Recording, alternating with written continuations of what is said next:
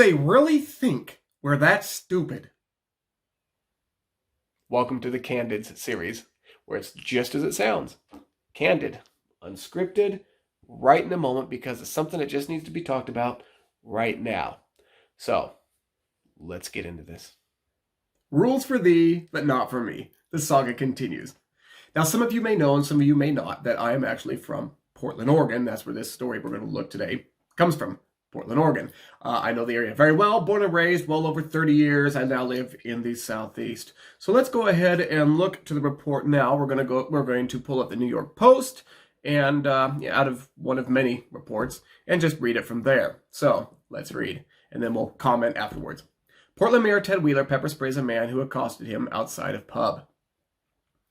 Portland Mayor Ted Wheeler pepper sprayed a man who accosted him after he dined at a local pub on Sunday night, according to reports.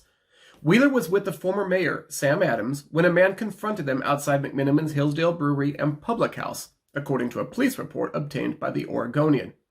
The man repeatedly complained that Wheeler and Adams were not wearing face masks while dining. The two had been inside restaurant's tent, and Wheeler explained to the man that masks are not required while eating, KOIN reported. Recording with his cell phone, the man who was maskless then followed Wheeler to his car. I became imminently concerned for my personal safety, Wheeler told authorities, as detailed in the police report. Wheeler told the man to back off, but he refused. I informed him that I was carrying pepper spray and that I would use it if he did not back off. He remained at close distance. I pulled out my pepper spray and I sprayed him in the eyes, the mayor said in the report. In his statements to the Oregonian, Wheeler's spokesman, Tim Becker, acknowledged the incident. The mayor is cooperating with the police investigation and encourages others involved to do the same, Becker said. Sunday night was the second time this month that Wheeler was confronted while dining.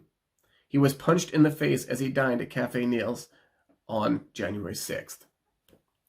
Okay, there you have it. Let's talk about it really quick here. Ted Wheeler. You, Gavin Newsom, Lori Lightfoot, Andrew Cuomo, Kate Brown, the entire group of despots. These are the same people that also allow CBLM and Antifa to wreak havoc in their communities, right? So they allow all this, they allow this destruction, they allow these people to get together, but what they do not allow is for small businesses to open, although large corporates can do just fine, Walmarts and so forth. So what do you think is going to happen when you continue to shut down people's livelihoods, okay? Shut down people's livelihoods over something that is over 99.5% recovery rate, almost 100%. You're killing the economies. You're killing lives. You're not giving people money to help sustain them. Businesses are closing forever. It's the greatest transfer of wealth in history from small America to large corporation. That wealth then transfers to the Democrat Party because of the people in those positions who are then affiliated with Democrat Party, whether it be through actual affiliation like Goldman Sachs and so forth, and taking positions of power in government now, or just through huge corporate donations. So what do you think is going to happen when you have taken from people everything? And then you people get to go out and do what you want, breaking the rules. That's right, breaking the rules. Rules for thee, but not for me, from these elitists. So are you really surprised when you have taken everything from everybody, from these people, when you allow the destruction in your streets, especially in Portland, when you allow people to die, get shot in the back, like the Antifa guy did to the man who was just wearing a red MAGA hat, and you allow this stuff, and you celebrate it, and then you go out in the crowd like Ted Wheeler did, and join them to say, I am solidarity with you all. You're taking from people their lives. What do you think is going to happen when they see you out living out your blazing hypocrisy? You get punched in the face. You get people coming up to you, wanting to film you. You think it's okay for people to go up to police and film police and get in their face when they're trying to do their job. Now, of course, there's room for reform, different conversation. But regardless, just going and antagonizing police, filming and allowing all that to happen. but you don't allow yourself. And you don't say how close the man really was to you. Was he just nose to nose? Or was he like 6 feet away or so? Because that's just fine. And you pepper sprayed him. Okay, we don't know all the details there. Fine. And then Ted Weeder goes ahead and has the nerve to pepper spray in the face of somebody who is concerned for his own life and family because of the hypocrisy and the double standards these people live. We've seen it now for months, for up to a year, closing things down while they get to go out and enjoy their boats, their runs, go to get their hair done in parlors. Gavin Newsom going to all these gatherings and these expensive dinners out while people aren't allowed to even have people over for Thanksgiving and Christmas. What do you think is going to happen? Have you looked at the unemployment rate? Have you looked at the businesses shutting down? I have friends who live in Portland who drive around and show me videos of the streets of how many businesses are boarded up and closed. And then you have people going out and enacting violence and destroying businesses as well. So what do you think is going to happen? Now, if the man really did accost Ted Weeder, no, that's not cool. You can't do that. You can't do that. But I'm sick of hearing these rules for thee and not for me. And I just wanted to bring yet this other one to your attention as this saga continues. This is ridiculous, people.